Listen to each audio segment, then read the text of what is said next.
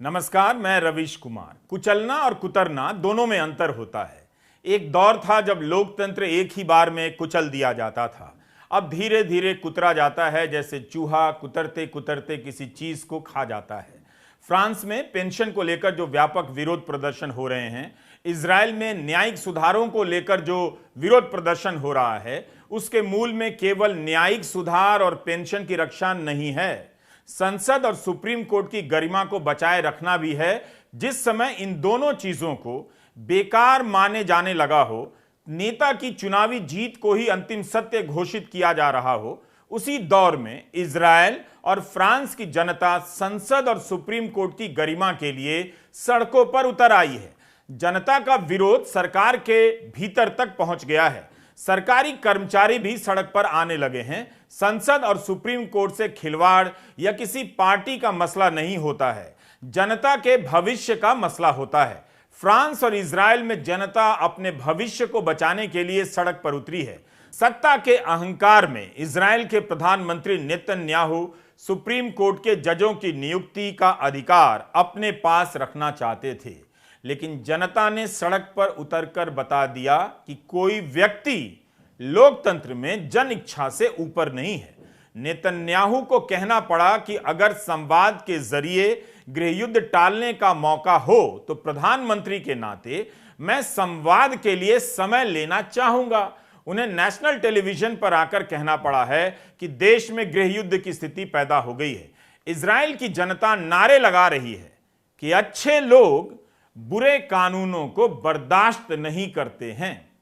Israel के प्रधानमंत्री Netanyahu ने न्यायिक सुधार को लेकर जो कदम उठाए हैं, उसे लेकर पूरा इजराइल सड़क पर आ गया है। वहां जबरदस्त प्रदर्शन हो रहे थे। बताया जा रहा है कि कई दशकों में इस स्तर का प्रदर्शन नहीं देखा गया, और वह भी शांतिपूर्ण। कहीं भी हिंसा नहीं हुई।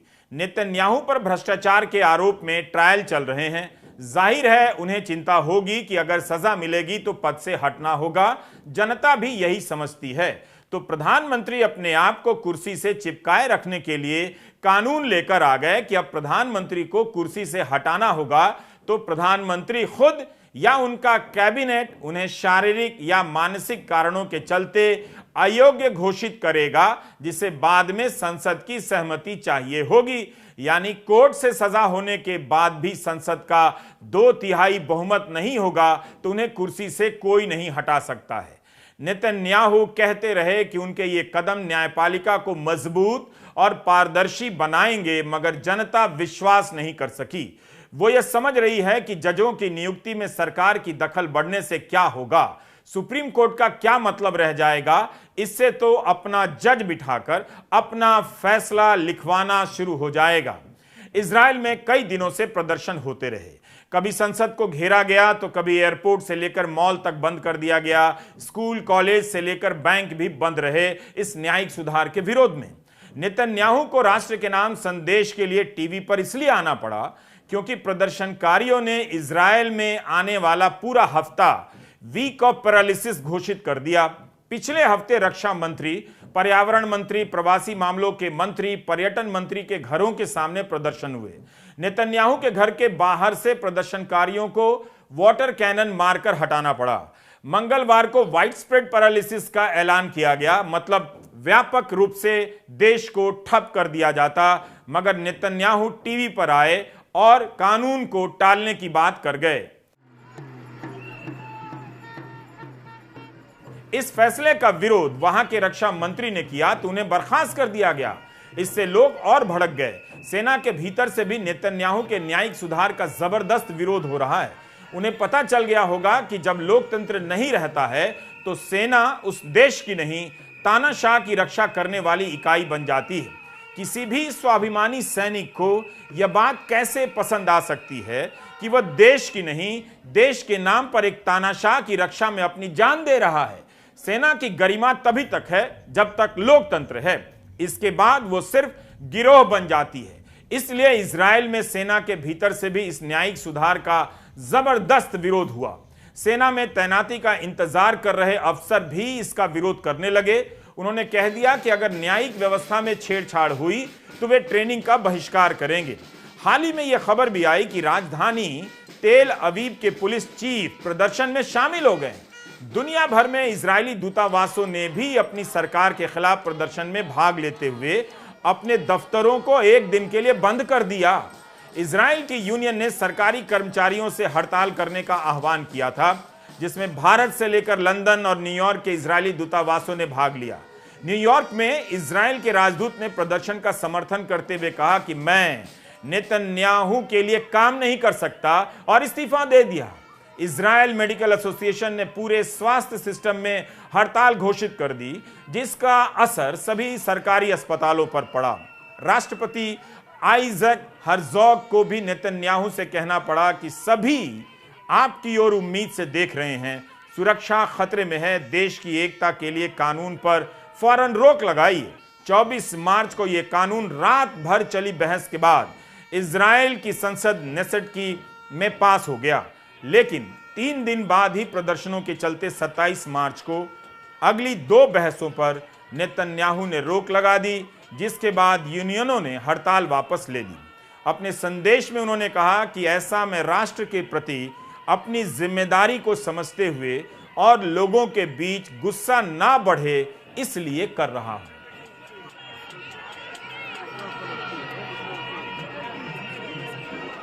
क्रोनोलॉजी समझिए। पहले जज अपने हिसाब से नियुक्त कर दो, फिर फैसले को अपने हिसाब से लिखवा लो और कहो कि कोर्ट का फैसला है, मानो।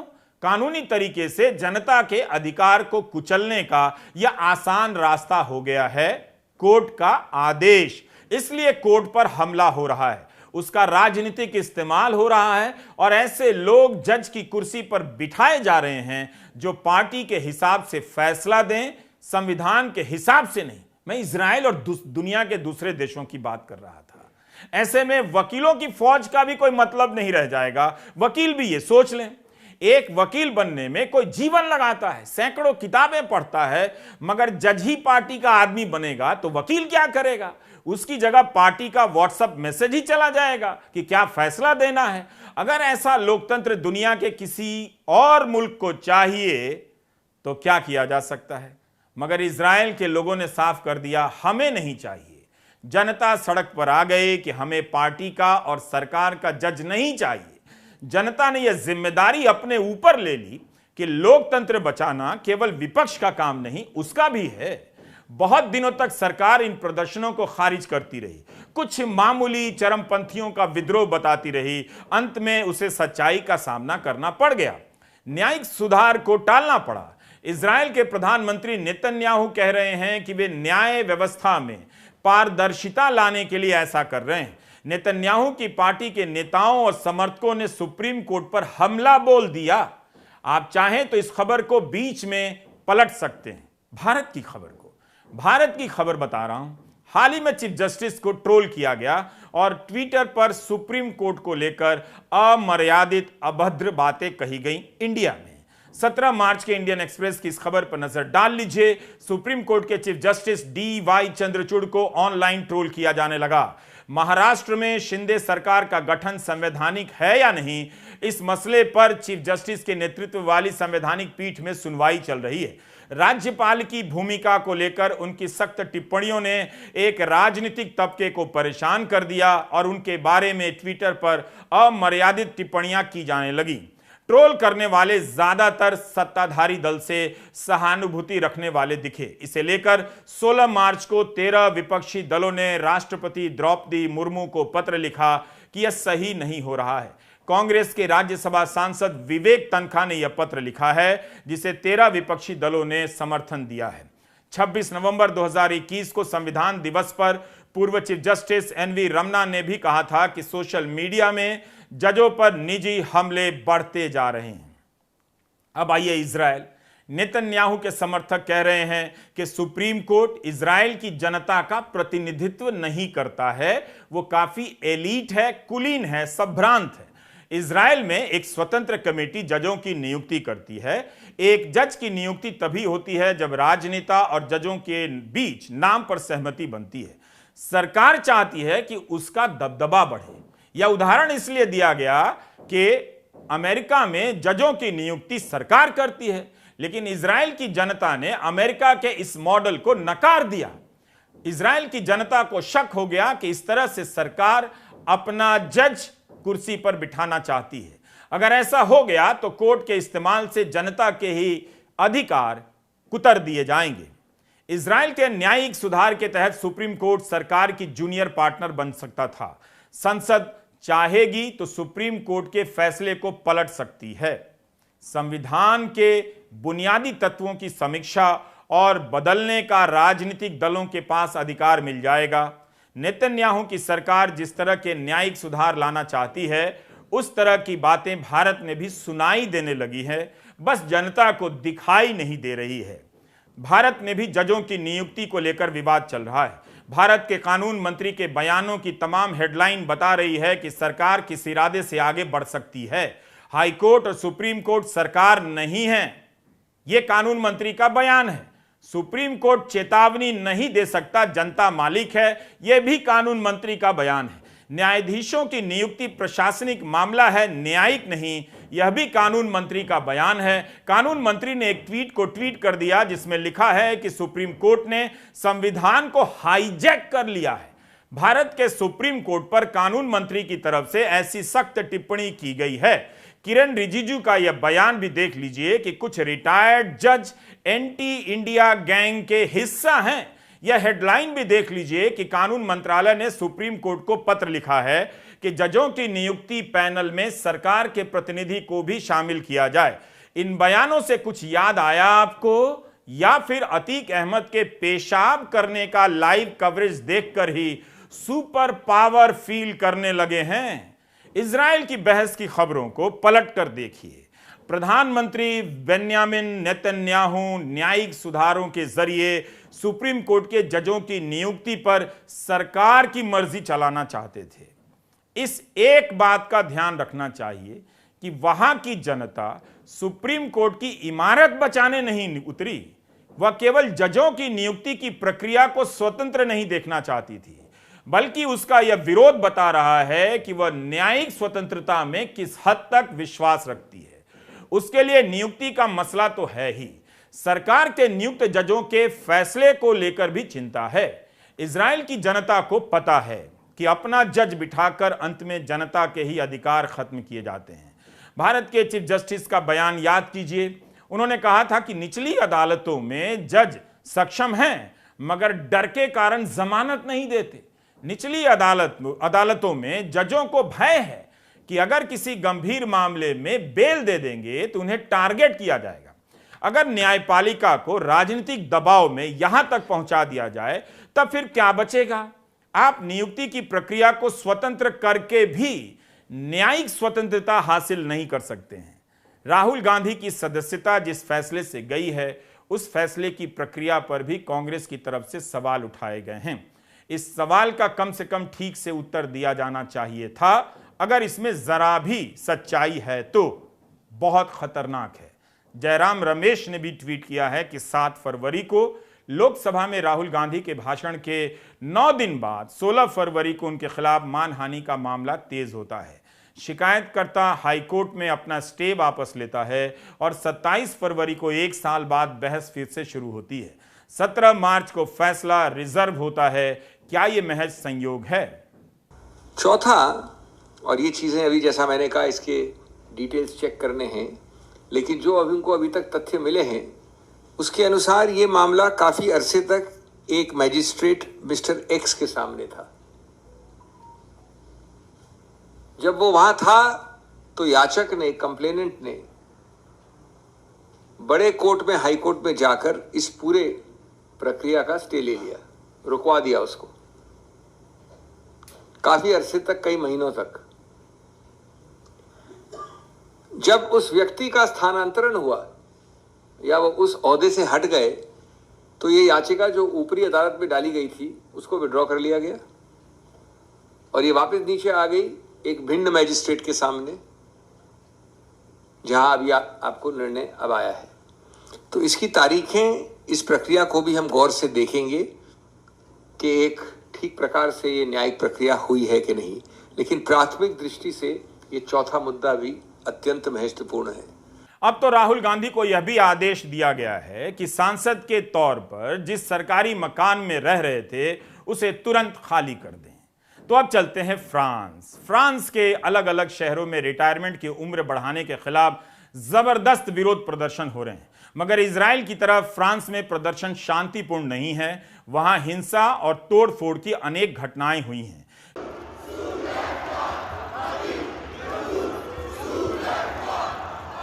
कई जगहों पर प्रदर्शन हिंसक हो गया और पुलिस पर भी हमला हुआ, दुकानें तोड़ी गईं। आखिर रिटायरमेंट की उम्र 62 से बढ़ाकर 64 साल करने में ऐसा क्या है कि लोग सड़कों पर उतर आए? पेरिस की सड़कों पर कचरा भर गया, सफाई कर्मचारियों ने कचरा उठाना बंद कर दिया। बीबीसी ने लिखा है कि 6 मार्च से सड़कों पर से कचरा नहीं हटाया गया है। स्कूलों के टीचर भी इसमें शामिल हैं, उनके छात्र भी विरोध प्रदर्शन में हिस्सा ले रहे हैं। रेलवे के कर्मचारी भी विरोध प्रदर्शन कर रहे हैं। मीडिया रिपोर्ट के अनुसार 2/3 फ्रांस इस सुधार के खिलाफ है। फ्रांस के राष्ट्रपति मैक्रों की लोकप्रियता घटकर आधी रह गई है। सरकार की तरफ से दलील दी जा रही है कि 2030 तक पेंशन भोगियों की संख्या 2 करोड़ हो जाएगी। इससे सरकारी खजाने पर बहुत बोझ बढ़ेगा, बजट घाटा बढ़ता चला जाएगा। इकोनॉमिस्ट ने भी लिखा है कि 2004 के आंकड़े के अनुसार 1 करोड़ 30 लाख पेंशन भोगी हैं। फ्रांस अपने जीडीपी का 14% पेंशन पर खर्च करता है। अमीर देशों की तुलना में फ्रांस पेंशन पर 2 गुना पैसा खर्च कर रहा है। मैक्रों की सरकार इस सुधार को पास करने के लिए तमाम यूनियनों से कई दौर की चर्चा कर चुकी है। संसद में 175 घंटे की बहस हुई। जिस तरह से भारत में कृषि कानून बिना किसी चर्चा के लाए गए, उस तरह से नहीं हुआ। इस सुधार पर काफी विचार विमर्श हुआ है। सभी यूनियनों ने ऐसा करने से मना किया। सरकार सहमति नहीं बना पाई और फ्रांस में कई दौर की राष्ट्रीय हड़ताल भी हुई कि मैक्रों इस सुधार को ना लाएं। मगर मैक्रों को लगा कि संसद में बहुमत नहीं प्राप्त होगा, तो उन्होंने संविधान के विशेष प्रावधान का इस्तेमाल किया। आर्टिकल 49.3 का इस्तेमाल कर इसे पास करा लिया। फ्रांस की जनता अब इस बात से भड़क गई है कि संसद को बाईपास कर इस कानून को क्यों पास कराया गया।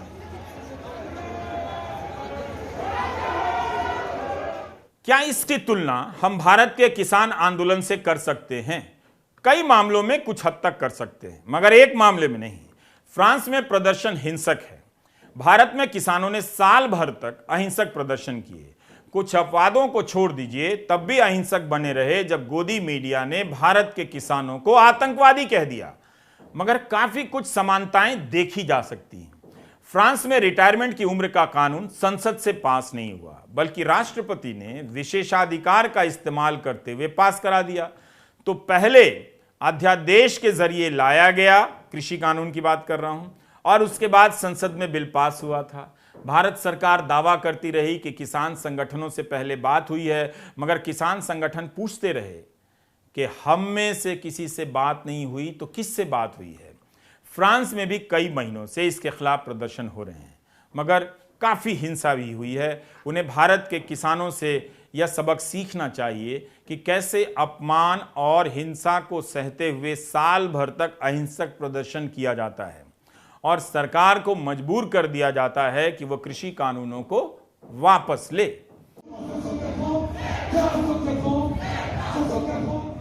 फ्रांस में जनता को यह बात नागवार गुजरी है कि संसद को कैसे बाईपास कर दिया गया।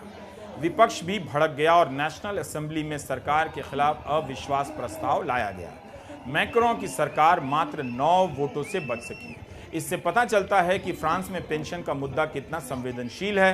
हालांकि इस कानून को फ्रांस की सर्वोच्च अदालत से मंजूरी मिलनी बाकी है, मगर जनता का विरोध देखकर लग रहा है कि फ्रांस इस कानून को लेकर लंबे समय के लिए जलता रहेगा। लोगों को यह बात चुभ रही है कि सरकार कह रही है कि अब लोग ज्यादा जीने लगे हैं, इसलिए पेंशन फंड पर बोझ बढ़ रहा है। वे जानते हैं कि इसी तरह की दलीलों से सामाजिक सुरक्षा खत्म कर दी जाती है। दुनिया भर में इसी रास्ते से सामाजिक सुरक्षा खत्म की गई है। मीडिया रिपोर्ट के अनुसार ओपिनियन पोल में 78% लोग सरकार के इस फैसले के खिलाफ हैं। 2030 से रिटायर होने की उम्र 62 से 64 कर दी जाएगी। पूरी पेंशन प्राप्त करने की न्यूनतम उम्र को हर साल 3 महीने बढ़ा दिया जाएगा। इसके अलावा 2027 के बाद से अगर किसी को पूरी पेंशन चाहिए तो उन्हें 43 साल की नौकरी दिखानी होगी। अभी तक ये 42 साल थी। इससे उन लोगों पर असर पड़ सकता है जिन्होंने अपने करियर में किसी कारण ब्रेक लिया हो। जैसे कई महिलाएं बच्चों की परवरिश के लिए काम से लंबी छुट्टी ले लेती हैं, या वे लोग जिन्होंने काम शुरू करने से पहले देर तक पढ़ाई की हो। ऐसे लोगों को पूरी पेंशन पाने के लिए 67 तक काम करना होगा इस उम्र तक। 23 मार्च को फ्रांस में राष्ट्रीय हड़ताल हुई। देश की 8 प्रमुख यूनियनें इसमें शामिल हुई। यूनियनों का दावा रहा कि केवल पेरिस में 8 लाख लोग शामिल हुए और देश भर में 35 लाख। यहां मतलब भारत की तरह वहां की सरकार भी इस तरह की संख्या को कम बताती रही। गार्डियन ने लिखा कि हिंसा की घटनाओं के बावजूद प्रोटेस्ट मार्च अधिकतर जगहों पर शांतिपूर्ण तरीके से किया जा रहा है और अलग अलग तबकों के आने से प्रदर्शनकारियों में काफी उत्साह और एकजुटता देखी जा रही है। जनता के प्रदर्शन के डर से ब्रिटेन के किंग चार्ल्स का राजकीय दौरा भी रद्द कर दिया गया। बीबीसी ने लिखा है कि खबर थी कि किंग चार्ल्स के स्वागत के लिए रेड कारपेट रोल करने वाले कर्मचारी भी विरोध प्रदर्शन कर सकते थे।